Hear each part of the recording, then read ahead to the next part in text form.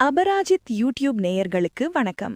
இதில் நாம் பார்க்கப் போவது இந்திய வரலாற்றில் மிக சிறந்த பேரரசர்களில் ஒருவர். அவர் மௌரிய பேரரசின் 3வது மன்னர், மேலும் அவரின் கருணை, அஹிம்சை மற்றும் புத்தமத பரப்பில் அவருடைய பங்கு உலக புகழ் பெற்றது. அவர்தான் தி கிரேட் வாரியர் அசோகர்.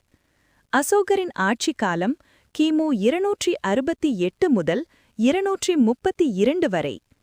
அசோகர் ஆட்சியில் மௌரிய பேரரசு இந்தியாவின் பெரும் பகுதியை ஆட்சி செய்தது.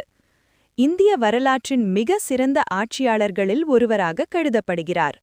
ஒரு மிக பெரிய போர் வீரனாக தொடங்கி அமைதியின் தூதுவராக மாறிய அவரது வாழ்க்கை வரலாறு மிகவும் சுவாரஸ்யமானது. அவரை பற்றிய முக்கிய தகவல்கள். அசோகரின் பிறப்பு மற்றும் ஆரம்ப வாழ்க்கை பற்றி பார்ப்போம்.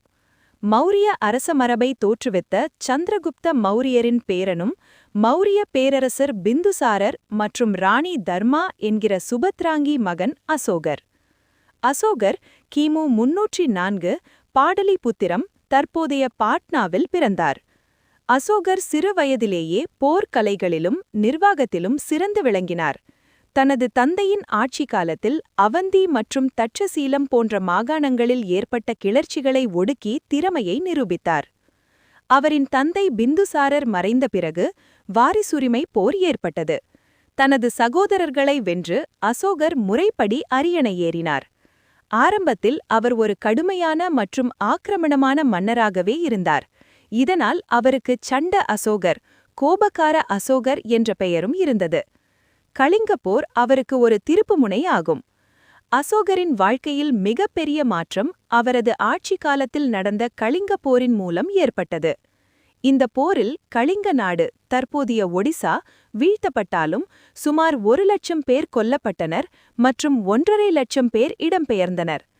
போர்க்களத்தில் சிந்தப்பட்ட இரத்தத்தையும் மக்களின் கதறலையும் கண்ட அசோகரின் மனம் மாறியது.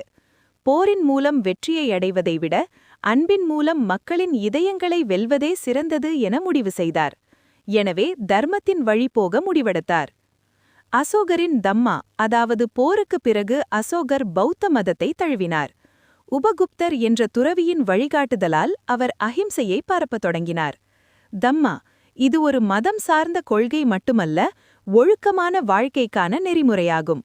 பெரியோர்களை மதித்தல், உயிர்களிடத்தில் அன்பு செலுத்துதல், உண்மை பேசுதல் போன்றவை இதில் அடங்கும். மிருகபலியை தடை செய்தார் மற்றும் மருத்துவமனைகளை கட்டினார். பல இடங்களில் அசோகத் தூண்கள், அசோகா பில்லர்ஸ் அமைத்தார். தனது தர்ம கருத்துக்களை கல்வெட்டுகளாக பொறித்தார். அவரது சிங்க சின்னம் இன்று இந்தியாவின் தேசிய சின்னமாக உள்ளது. அசோகர் பௌத்த மதத்தை உலகளாவிய மதமாக மாற்றினார். 3வது பௌத்த மாநாட்டை பாடலிபுத்திரத்தில் கூட்டினார். தனது மகன் மஹிந்தர் மற்றும் மகள் சங்கமித்திரையை அனுப்பி பௌத்தத்தை பரப்பினார். மத்திய ஆசியா, தென்கிழக்கு ஆசியா மற்றும் எகிப்து போன்ற நாடுகளுக்கும் தூதுவர்களை அனுப்பினார். சாரநாத் முத்திரை.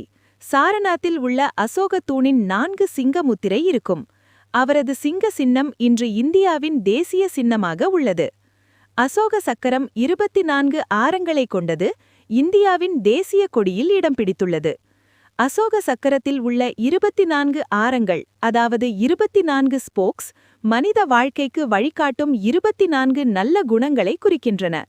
24 ஆரங்களின் பொருள் என்ன என்றால் அன்பு, தைரியம், பொறுமை, அமைதி, நல்லொழுக்கம், கருணை, நியாயம், சுய கட்டுப்பாடு, தியாகம், சத்தியம், தர்மம், நம்பிக்கை, ஒற்றுமை, சேவை மனப்பான்மை, அறிவு, ஞானம், தூய்மை, மன அமைதி, உறுதி, பொறுப்பு, நேர்மை, ஒழுக்கம், கடமையுணர்வு, முன்னேற்றம். இதன் முக்கியத்துவம். சக்கரம் இயக்கம் போல் மனித வாழ்க்கை தொடர்ந்து நல்வழி பாதையில் முன்னேற வேண்டும் என்பதை இது சுட்டிக்காட்டுகிறது. 24 மணி நேரமும் நல்ல செயலில் இருக்க வேண்டும் என்ற சிந்தனை வழங்குகிறது. தர்மத்தால் வழிநடத்தப்பட்ட வாழ்க்கையே சிறந்தது என்ற சிந்தனை வழங்குகிறது. அசோகர் கிமு 232 மறைந்தார். தனது அதிகாரத்தை போர் செய்வதற்கு பயன்படுத்தாமல் மக்களின் நல்வாழ்விற்கும் அமைதிக்கும் பயன்படுத்தியதால் அவர் தேவனாம்பிரிய பிரியதர்ஷி என்று இன்றும் போற்றப்படுகிறார். அசோகர் குறித்த பொதுவான தகவல்கள் இவரது பிராமி கல்வெட்டுகளிலிருந்தும் இவரது இறப்பிற்கு பிறகு நூற்றாண்டுகள் கழித்து எழுதப்பட்ட பௌத்த புராணங்களிலிருந்தும் வருகின்றன. பண்டைக்கால இந்தியாவில் ஆரம்பத்தில் உருவாக்கப்பட்ட நீண்ட கல்வெட்டுகளில் இதுவும் ஒன்று. அசோகர் ஒரு போர் வீரனாக இருந்து பிறகு அமைதியின் சின்னமாக மாறியதால் அவர் அசோகா த கிரேட் என்று அழைக்கப்படுகிறார். மேலும் இதுபோல் மற்றொரு சுவாரஸ்ய தகவல்களுக்கு இந்த சேனலை சப்ஸ்கிரைப் செய்யவும் மற்றவர்களுக்கும் பகிரவும். நன்றி, வணக்கம்.